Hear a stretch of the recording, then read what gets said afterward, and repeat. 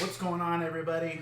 Welcome to Kids Program Solutions Coach Scorecard. So you've gotten in here, you're downloading the Coach Scorecard, and you're wondering, what is it? What is it going to do? How's it going to help me? So let's talk about that. So the Coach Scorecard is aimed at one major thing, which is expectation. The largest issue that you will encounter when managing people is expectations.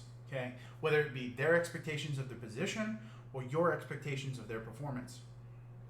Either way, there is a serious issue when it comes to giving them their expectations and you holding them accountable to that. As well as people will tend to look at the position and say, "Well, I'm overperforming, therefore I deserve a pay raise," or maybe they're just doing their job regularly and they're asking for a pay raise. So what the Coach Scorecard is all about is, let's take 5 to 7 variables that are critical to the overall performance of the role. Let's break these out so that we have a 1 through 5, and we know a 1 is like, this is terrible, a 5 is this person is killing it, they're doing an amazing job, and then we add a 6 in there for like above and beyond, like this person is just going insane, bonkers in the role, and you do a write-up for that. So we're going to actually include it so you guys can have it for the way that we would build a kids coach position. And there's a couple things we want to do here. We want to ask ourselves the questions of, what does it take to have a good coach? What does it take to have a good employee? And then what does it take to leverage the coaching position in a way where it will generate more revenue for the business besides just doing the coaching job? It will also leverage relationships in a way where people are liking they like the gym, they like the coach, they like the program, and they want to bring more students in. So we have parent engagement, referral requests, presentation in class, cleaning, sport knowledge and safety practice, and professionalism. So, and what we've done is we've broken these out into 1 through 5. And the reason you want to do that is, again, if I'm coming to you and I'm like, what are the expectations of the position? What do I got to do to get a raise? This is always going to be the sheet that you look back onto. So here's how we would do it. Every 3 months, every 3 months, we would do a review. And in this review, we would rank you 1 through 5 or 6 if you really did well on this particular Coach Scorecard. Now, if you were able to get an overall average of 4 or higher, you were eligible for a pay raise. If you did it 2 quarters in a row, you were guaranteed a pay raise. Okay? And what this did was this made our staff super excited because they knew exactly what they needed to do to make more money, and they knew exactly the expectations we had at the position. So parent engagement. This category is intended to evaluate the coach's ability to create connections with the true client and parent. This can be done through text, after class conversations, letters, emails, or any form of communication. Ultimately, the parents should feel like we're very interested in providing feedback and open communication as to their athlete's performance in the program. 0 parents spoken with weekly, 1 to 2 parents spoken with weekly, 3 to 4 parents spoken with weekly, 5 to 6 parents spoken with weekly. And so when you average this out, you know, if I'm talking to, and this, you can loosely apply this. Like, for example, if you have a coach who's like, I only work 2 days a week, how do I talk to 7 to 8 parents? That's fine. You say, look, our goal is, are you talking to enough parents that if you were to work, say, 4 days a week, that you would hit this number? Or if you want to say, hey, no, my expectation is that even if you work 2 days a week, you talk to 7 to 8 parents, you can set that. All right? Keep it within reason, because you can't hold your staff to a standard you yourself couldn't meet. So put yourself in their shoes. If you were working 2 days a week, and like, would you be able to hit that expectation? Okay. And the reason we do this parent engagement is because we want the coaches to be in conjunction with the parents in terms of working with the kids. In addition, the parents are also a secondary customer for the business. Okay. So when you are doing this with the parents, it's making them feel like you're valuing their time just as much as you value the kids, and they love the fact that you're engaging with them. So we always made it a part of that. Hey, you're going to be talking to parents. This is the expectation, whether it's calls, texts, emails, talking to them after class, before class, whatever you're doing, we just want to see you being engaged. Referral requests. This category is an evaluation of the coach request for referrals. We are building this in so that our coaches are pulling in referrals through the class, because this is going to be an amazing way to build your program free of charge. The main thing when it comes to referrals is remind, remind, remind, remind. The more you remind, the more likely you are to get more referrals. Okay? It doesn't have to be a hard push. Just, hey, just so your friends know, we do have one class spot available this week. If you have a friend you think that would love it, bring them in. We'll do it for free. Like, they can come in, take class with you, see if they like it. If so, we'll get them in here so you guys can be in the class together. So you have the coaches kind of run that through every class that has openings. This category is an evaluation of the coach's request for referrals. It serves three functions. First, athletes enjoying the program will always want to do it with the friends. Thus, it allows the coach a chance to understand how much kids enjoy class by checking if they want friends to come. Secondly, this allows the coach a method of placing students in the classes available slots and demonstrating an initiative to grow their own classes. This is a great way to find salesmen and managers, because these are the people who are going to be proactive about it.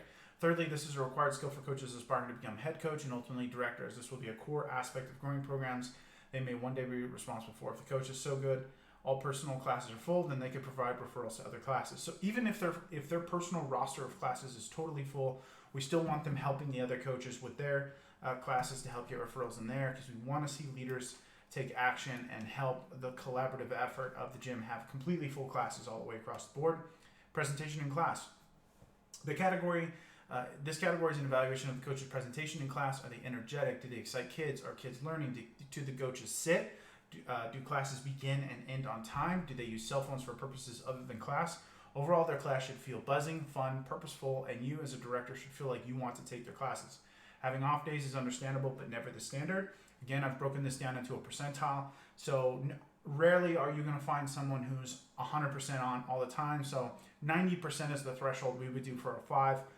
But if someone's just crushing it and doing 100% of the time, I might even warrant a 6, because it's like, I've never seen this person have an off day.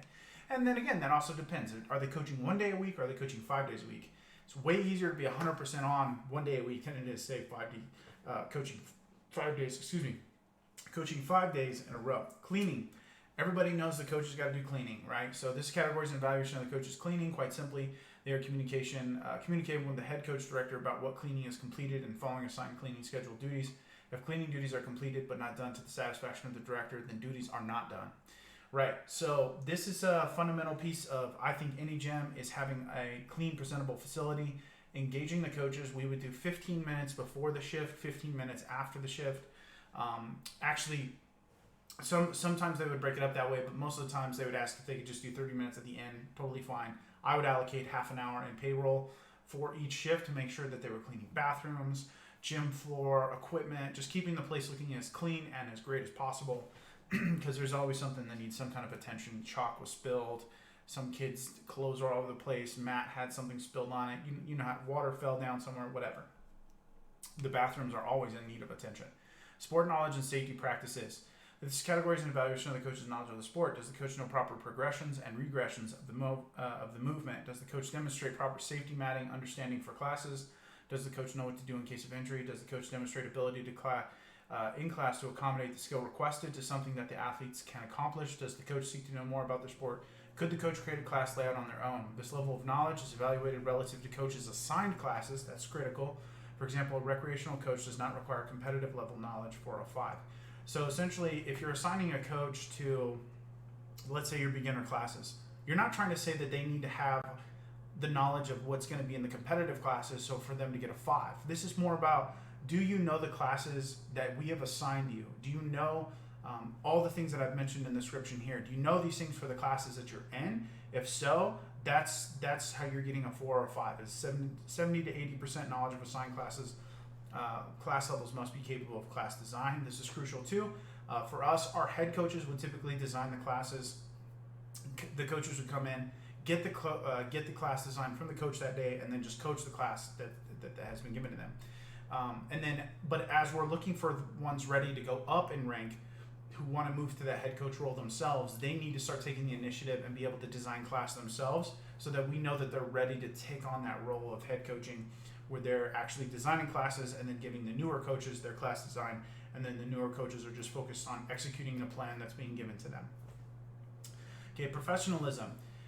This category is an evaluation of the coach's overall level of professionalism. This is a pretty fundamental one, right? Coaches should be able to arrive on time, 15 minutes before their first class, always communicate when they're unable to make it, provide covers for classes when they're not going to be there, shows up with a good attitude, show up in proper uniform, use proper signed company software for assigned purposes, correctly log work hours, and overall demonstrate respect of peers and clientele. And then what percentage of the time would you say they're exemplifying the standards that you have described here, 1 through 5? So this is what you're going to take into a job interview and say, this is the role. Okay, read through all the things. This is going to be what you're evaluated on for the position. And then when you go to that first quarterly evaluation, you're going to pull up the same sheet that you hired them with and say, hey, remember this thing? You read this in the job. This is the same thing. The job description you signed for, this is the same thing we're going to evaluate you on. And you just keep doing that. Anytime you have a new position, you'll recreate the scorecard for that. This is just a base level coach scorecard, which is kind of that fundamental position you find across the board within the coaching program. This is a simple but incredibly effective tool at having amazing people come on board because they have a very clear understanding of what your expectations are. It makes your job as the manager or the evaluator much, much easier because you have clearly outlined the standards that you have expected from them. And when you provide this feedback, it helps them know the exact areas you want to see improvement of. Like, let's say I get, 5s all the way down to professionalism. You're like, hey man, you're late, 3 out of 10 classes. So I'm going to give you a 3, right? Because 70% of the time you're on time. So if you want to get a 4, you need to bump it up and make that not happen as much. And so this is just going to be a great way to have a clear set of expectations, a clear set of these are the standards I have for you that I want you to meet. And this is going to be how you thrive in this company. This is going to be how you get pay bumps. This is going to be how you are taken into consideration for promotions. Okay, so this is a huge tool that's going to help throughout the lifetime of the coach, because anytime they're asked, what are your responsibilities? They're going to point back to the sheet and say, professionalism, sport knowledge, safety practices, cleaning, presentation in class, referral requesting, and engaging with the parents. Okay, and that is going to give you super solid coaches every single time. So I hope you guys download this. Of course, change up some of the language to match your facility if you want. This is just the one we use to great effect. Our staff love this thing. I can tell you firsthand, they would tell us all the time how much they like this because it made it clear, understandable of what they needed to do to grow. And it made it easy for us because now our coaches had roadmaps, so we didn't have to worry as much about them. They were just executing on the plan that they were given upon their hiring. So download this link, use it, deploy it, and reap all the benefits. I hope you guys found a lot of value in this. And there's lots more with where that came from. So keep an eye out for other really cool things that we're going to give you guys. And in the meantime, I hope you are crushing it. If not, hit us up in a conversation. We would love to help you. Or maybe you are crushing it and you want to be challenged. Maybe you're like, hey, I've been holding steady, doing good, but I think I could do better. Maybe you want to be challenged. Come talk to us.